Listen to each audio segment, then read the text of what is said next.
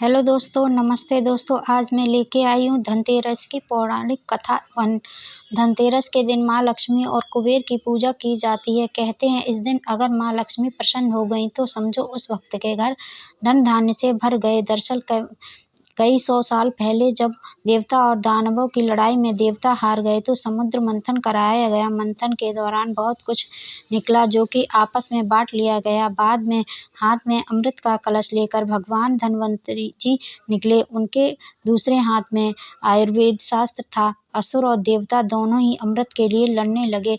बाद में विष्णु भगवान ने माया रच कर देवताओं को ही अमृत पिलाया। धनतेरस को लेकर कई पौराणिक कथाएं हैं, उनमें से यह एक है। एक बार हेम नाम का राजा था। उनका एक पुत्र था। जब बालक की कुंडली बनी तो ज्योतिष शास्त्रियों ने कहा कि बालक का विवाह जिस दिन होगा उसके ठीक 4 दिन के बाद उसकी मृत्यु हो जाएगी।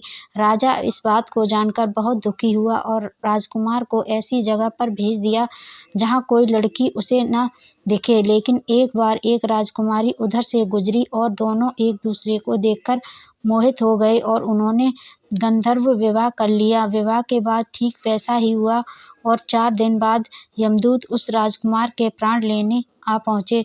जब यमदूत उसको ले जा रहे थे तो उसकी पत्नी ने काफ़ी विलाप किया, लेकिन यमदूतों को अपना काम तो करना ही था। नवविवाहित के विलाप को सुनकर यमदूतों ने यमराज से विनती की, हे महाराज, क्या कोई ऐसा उपाय नहीं है जिससे मनुष्य अकाल मृत्यु से मुक्त हो जाए।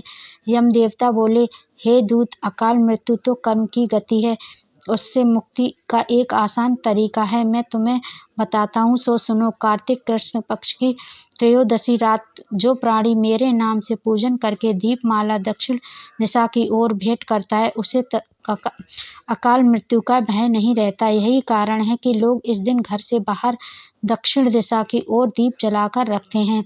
अगर आपको ये कथा पसंद आई हो तो लाइक, शेयर एंड सब्सक्राइब जरूर करें।